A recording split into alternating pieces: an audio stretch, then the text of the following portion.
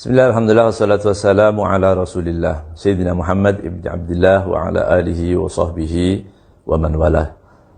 Dalam hadis Rasul SAW mengatakan, barang siapa bernasab kepada selain orang tuanya, maka baginya laknat dari Allah dan para malaikat. Dan banyak lagi hadis-hadis ancaman tentang hal seperti ini, artinya orang menasabkan kepada bukan orang tuanya. Kemudian maka para ulama, khususnya dari Sadah Al-Ba'alawi, mereka mencatat, menghimpun nasab-nasab tadi sehingga terjaga dengan baik. Nasab-nasab tadi terjaga dengan baik.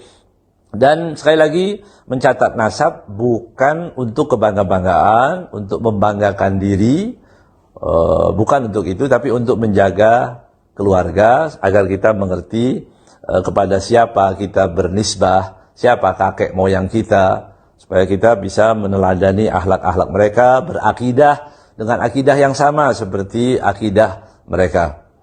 Itu tujuannya, menjaga nasab. Kemudian, adapun saat ini banyak orang yang menisbahkan dirinya kepada habaib atau kepada dzurriyyah, namun tidak melalui lembaga yang resmi. Itu lembaga di Indonesia ini ada Maktab Daimi. Maktab Daimi itu mencatat, mentasjil semua nasab Alawiyin yang ada, tertulis di situ dari generasi ke generasi. Catatan itu dibikin dari atas ke bawah.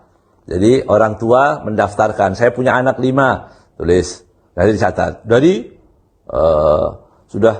Dari dulu seperti itu, ya. Kemudian nanti anaknya lagi punya anak lagi, saya punya anak 2, namanya fulan-fulan, dicatat lagi. Terus ke bawah, valid.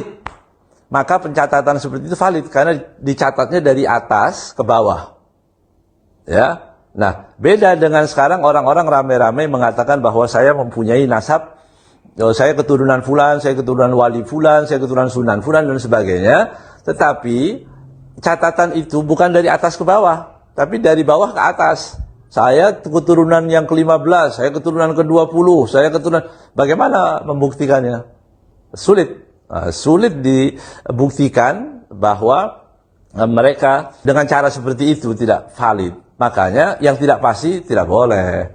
Ya, tidak boleh mengklaim dirinya, memastikan. Makanya diperlukan di situ ada isbat. Ya, isbat itu ada untuk ditetapkan apakah ini benar atau tidak melalui buku induk yang ada, atau syajarah yang ada, bahwa ini memang benar per generasi, tertulis per generasi.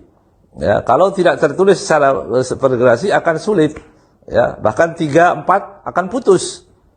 Ya, nah ini kita berhati-hati. Kemudian kita tidak menafikan orang-orang yang mengatakan bahwa dia itu bukan dari nasab itu. Cari dulu, buktikan dulu, ya, buktikan pencatatan yang dari atas ke bawah. Ya, bukan dari bawah ke atas, tapi dari atas ke bawah.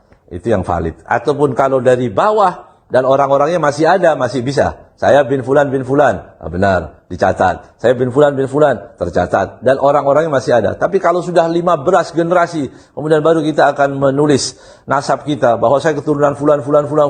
Dari mana buktinya? Itu kalau hadis dhaif, ya, dhaif jiddan. Gitu ya, nggak bisa diterima. Kemudian nasab, mencatat nasab tidak bisa pakai kasyaf, ya, tidak bisa pakai terawangan.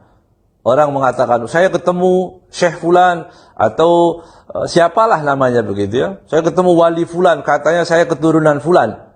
Itu nggak bisa, ya, nggak bisa. So wali apapun dia, makanya pendahulu kita para habaib leluhur Alawiyin tidak pernah mencatat nasab pakai terawangan, pakai kasyaf itu nggak ada. Nasab ada ahlinya, nasabah, orang ahli mencatat nasab, bukan pakai terawangan, bukan pakai kasyaf, bukan pakai tadi hal-hal yang di luar nalar, di luar ilmu yang tidak bisa dibuktikan kebenarannya.